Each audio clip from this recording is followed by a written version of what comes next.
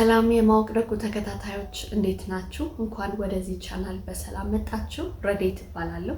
በዚህ ቻናል ብዙውን ጊዜ የምናወራው ራስን ስለመንከባከብ፣ ስለ ተፈጥሯዊ ውበትና ስለ አኗኗር ዘይቤ ነው። ይህ ደግሞ ሰልፍ ኮንፊደንሳችንን እንድናዳብርና ጥሩ ስሜት እንዲሰማን ከሚረዳን መንገድ አንዱ ነው። ነገር ግን የዛሬው ቪዲዮ ለየት የሚያደርገው ስለ ስኪን ኬር ፕሮዳክትስ ማውራት ብቻ ሳይሆን ከዛ የዘለለ ለቆዳችን ውበት ትልቁን ሚና የሚጫወተውን አንጀታችንን እንዴት ነው የምንንከባከበው የሚለውን እናያለን።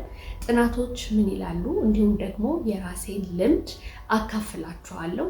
ብዙ ሰዎች ትኩረት የሚሰጡት ክሬም ላይ፣ ሴረም ላይ እንዲሁም ሌሎች የቆዳ ትሪትመንቶች ላይ ነው። መልካም ነው። ነገር ግን ብዙ ጊዜ እንደምነግራችሁ ራስን መንከባከብ ከውስጣችን ይጀምራል። ቆዳችን ምን አይነት እንደሆነ፣ ምን ያህል ኢነርጂ እንዳለ እንዲሁም ደግሞ ሰውነታችን ላይ የሚሰማንን ስሜት በተመለከተ አንጀታችን ትልቁን ሚና ይጫወታል። በዚህ ቪዲዮ አንጀታችንን እንዴት መንከባከብ እንደሚኖርብን 6 ወሳኝና ተፈጥሯዊ የሆኑ መንገዶችን እናነሳለን።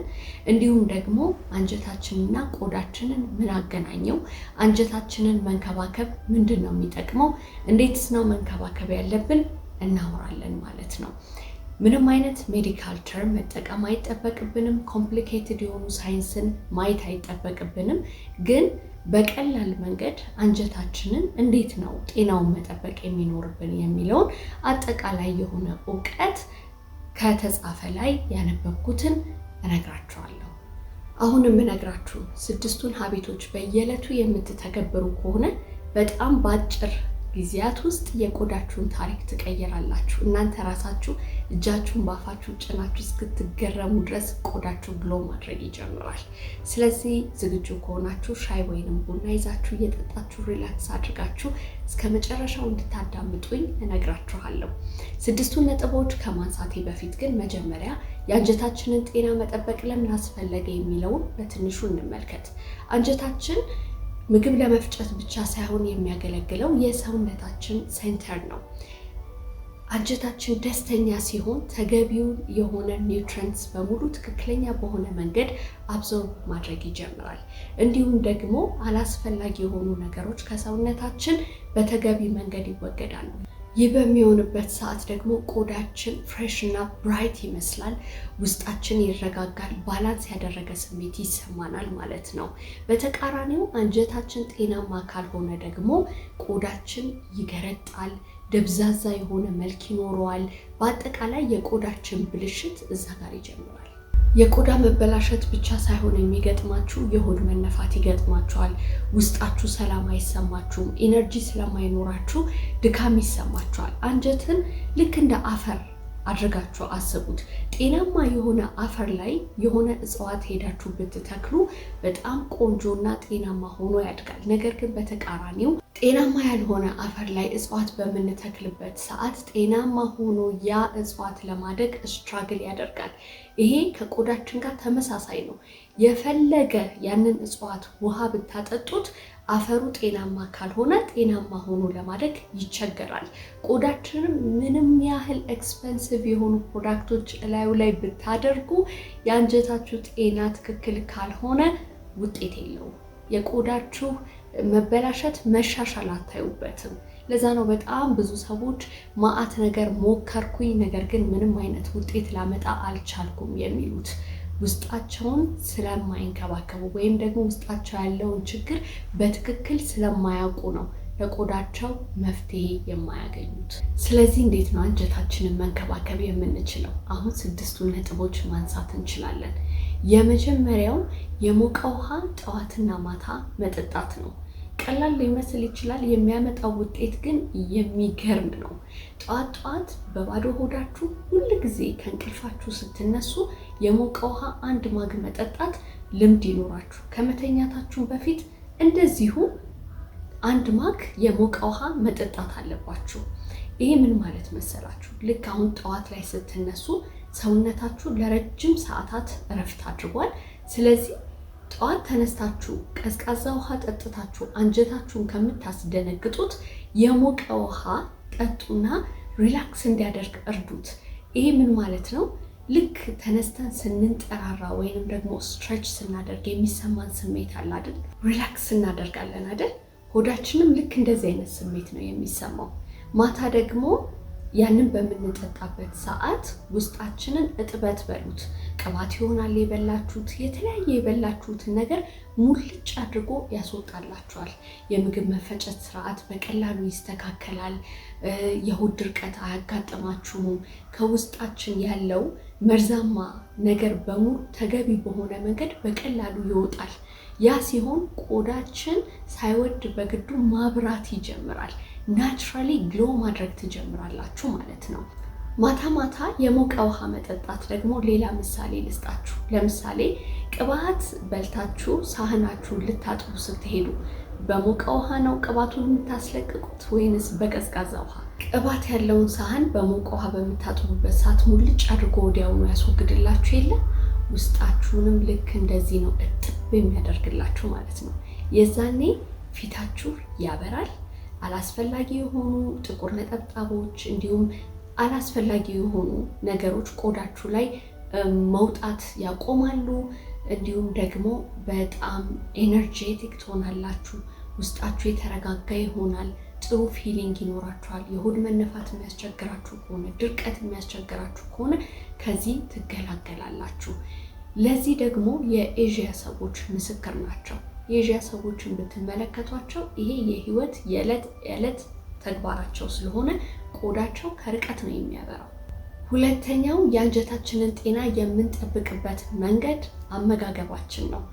ስለ ዳይት አይደለም የማወራው፣ የምንመገበው ምግብ ስለ መምረጥ ነው የማወራው። ፍሬሽ፣ ሲምፕል፣ ናቹራል የሆነ ምግብ አንጀታችን ይፈልጋል። ያ ማለት ምን ማለት ነው? አትክልት እንዲሁም ደግሞ ፍራፍሬዎችን ብናበዛ ብንመገብ አንጀታችን በጣም ደስተኛ ይሆናል። ነገር ግን ይሄ ፕሮሰስድ የሆኑ ምግቦች ጃንክ ፉዶች የምንመገብ ከሆነ ትክክል አይመጣም። እንደነዚህ አይነት ምግቦች የምትመገቡ ሰዎች በተለይ አዘውትራችሁ የምትመገቡ ሰዎች ለአንጀታችሁ ትልቁ ጠላት እናንተ ናችሁ። ጨርሶ አትብሉ እያልኳችሁ አይደለም። ሁልጊዜ ፍራፍሬና አትክልት ተመገቡ እያልኳችሁ ሳይሆን፣ ነገር ግን ባላንስ ማድረግ አለባችሁ አመጋገባችሁን ማለት ነው። አዘውትራችሁ ጤናማ ምግብ በምትመገቡበት ሰዓት አንጀታችሁ ደስተኛ ስለሚሆን ሪላክስ ስለሚያደርግ መጀመሪያ ቀለል አድርጎ ነው ስራውን መስራት የሚችለው። በተገቢ መንገድ የምግብ አፈጫጨት ስርዓቱን ያከናውናል። እንዲሁም ደግሞ ከምግቦች ላይ አስፈላጊ የሆነው ኒውትሪየንትስ በተገቢ መንገድ አብዞርብ ያደርጋል ማለት ነው። ስለዚህ አመጋገባችሁ ላይ ጥንቃቄ አድርጉ። እናንተ ለአንጀታችሁ አስባችሁ ምግብ መምረጥ ይኖርባችኋል። ሶስተኛው ከዚሁ ጋር ተያይዞ ምግብ መምረጥ ብቻ ሳይሆን አበላላችን እጅግ በጣም የተረጋጋ መሆን አለበት። እንዲሁም ደግሞ በደንብ ማላመጥ ይኖርብናል። ቶሎ ቶሎ የምንበላ ከሆነና እማናላምጥ ከሆነ አንጀታችንን እናዋክበዋለን። ብዙ ኤክስፐርትስ በምን ይስማማሉ? የምግብ መፈጨት ስርዓት የሚጀምረው ከአፍ ነው ይላሉ። ይሄ ትክክል ነው። በደንብ ሳናላምጥ ቶሎ ቶሎ እየበላን ወደ አንጀታችን የምንልክ ከሆነ አንጀታችን በጣም ስለሚደነግጥና ስለሚዋከብ በተገቢ መንገድ ተረጋግቶ ምግብን መፍጨት አይችልም። ያኔ ደግሞ ሆዳችሁ መወጠር ይጀምራል፣ መነፋት ይጀምራል፣ ኮንፈርት ታጣላችሁ፣ የሆድ ድርቀት ይመጣል። ከሰውነታችን መወገድ ያለበት ቶክሲን ነገሮች በተገቢ መንገድ አይወገዱም። ስለዚህ ቀስ ብላችሁ ተረጋግታችሁ በልታችሁ አላምጣችሁ ወደ አንጀታችሁ ስትልኩ እሱም ተረጋግቶ የምግብ መፈጨት ስርዓቱን ማከናወን ይጀምራል። ስለዚህ አንጀት መዋከብ አይፈልግም። ረጋ ብላችሁ ብሉ። አራተኛው ብዙዎቻችሁ ላትገምቱ ትችላላችሁ። በተለይ ከአንጀታችሁ ጋር አያይዛችሁ ላታውቁ ትችላላችሁ። ግን ምን ይመስላችኋል? የተረጋጋ ህይወት ሊኖራችሁ ይገባል። ስትሬስ ማስወገድ አለባችሁ። እናንተ ስትጨናነቁ አንጀታችሁ አብሮ ስለሚጨናነቅ በተገቢ መንገድ ምግብን መፍጨት ይቸግረዋል። ስለዚህ ባዲያችሁ ሪላክስ ማድረግ አለበት። ስትሬስን አስወግዱ ማለት ከባድ ሊሆን ይችላል፣ ግን ቢያንስ መቀነስ ይኖርባቸዋል። እንዴት? ኤክሰርሳይዝ መስራት ይኖርባቸዋል። ብዙ ውሃ መጠጣት ይኖርባቸዋል። ጤናማ ላይፍ ስታይል ካላችሁ ስትሬስ እየቀነሰ መምጣት ይችላል። ስለዚህ ቢያንስ ማስወገድ እንኳን ባትችሉ ስትሬስ መቀነስ ይኖርባቸዋል። ያኔ እናንተ ስትረጋጉ የምግብ መፈጨት ስርዓት በተረጋጋ መንገድ ሲከናወንና አንጀታችሁ ሪላክስ ሲያደርግ ብራይት የሆነ ቆዳ ይኖራችኋል ማለት ነው። አንጀታችሁ ብቻ አይደለም፣ ሆርሞናችሁ ራሱ ይስተካከላል። ባላንስ ያደረገ ሆርሞን ስለሆነ የሚኖራችሁ ቆዳችሁም አብሮ ጤናማ ይሆናል ማለት ነው። አምስተኛው ደግሞ ሃይድሬት ሆናችሁ መቆየት ይኖርባችኋል። በጣም ብዙ ሰው ውሃ አይጠጣም። ነገር ግን ብዙ ውሃ መጠጣት ይኖርባችኋል። ለምን? አንጀታችን ብዙ ፍሉድ ይፈልጋል። የማትጠጡ ከሆነ በቀላሉ ውስጣችሁ ያለውን ቶክሲን ማስወጣት አትችሉም። ሆዳችሁ ይደርቃል። በዛ ላይ ደግሞ በኃይል ነው የሚደክማችሁ። አቅመ ቢስ ነው የምትሆኑት። ዲሃይድሬሽን በጣም ብዙ መዘዝ ነው የሚያመጣባችሁ። ስለዚህ ውሃ መጠጣት is very important። ነገር ግን ውሃ ስትጠጡ በአንድ ጊዜ እጅጉ እያደረጋችሁ መጠጣት ሳይሆን ቀስ ብላችሁ ተረጋግታችሁ አንድ ሲፕ እያደረጋችሁ ቁጭ እያደረጋችሁ ብዙ ውሃ መጠጣት ትችላላችሁ። ቅድም ነግሬያችኋለሁ፣ አንጀት ወከባ አይወድም፣ የተረጋጋ ነገር ነው የሚወደው። ስራውን ለመስራት እናንተ ስትረጋጉ ነው እሱ መረጋጋት የሚችለው ማለት ነው። ይህንን ቁልፍ ሚስጥር ማወቅ አለባችሁ። የአንጀታችሁን ባህሪ መረዳት ይኖርባችኋል። ስድስተኛውና የመጨረሻው ደግሞ ምንድነው? ፈርመንትድ የሆኑ ምግቦችን መመገብ ያስፈልጋል። በጣም ብዙ ኤክስፐርትስ ለአንጀት ጤና እንክብካቤ ፈርመንትድ ምግቦችን ይመክራሉ። ይሄ አንደኛ ነገር የምግብ መፈጨት ስርዓት ቶሎ እንዲከናወን ይረዳሉ። የአንጀታችንንና አንጀታችን አካባቢ ያለውን ጤና በአጠቃላይ ይጠብቃል። ፈርመንትድ ፉድስ እንግዲህ ትራዲሽናልም ጭምር ናቸው። በእኛ ሀገር ለምሳሌ እንጀራ፣ እርጎ አለ፣ ቺዝ አለ፣ ፈርመንትድ ቬጅታብልስ አሉ፣ ሆምሜድ ፈርመንትድ ፉድስ አሉ። እነሱን እንግዲህ መመገብ ነው። ብዙ ላይሆን ይችላል፣ ግን ትንሹ አማውንት በቂ ነው ለጤናችን። ስለዚህ ይህንን ሀቢት ማዳበር ግድ ነው። በጣም ውብ የሆነ ግሎ የሚያደርግ ቆዳ እንዲኖራችሁ የምትፈልጉ ከሆነ ከአንጀታችሁ ጋር መዋደድ እጅግ በጣም አስፈላጊ ነው። እንደነዚህ አይነት ልምዶች ያላችሁ ሰዎች ካላችሁ ልምዳችሁን በኮሜንት ሴክሽን ላይ አካፍሉኝ። የሌላችሁ ደግሞ ካላችሁ ከዛሬ ጀምሮ እጀምራለሁ እያላችሁ ጻፉልኝ። ቪዲዮን ላይክ፣ ሼር፣ ሰብስክራይብ ማድረግ እንዳትረሱ። በሌላ ጠቃሚ ቪዲዮ እመጣለሁ። እስከዛው ድረስ ባይ ባይ።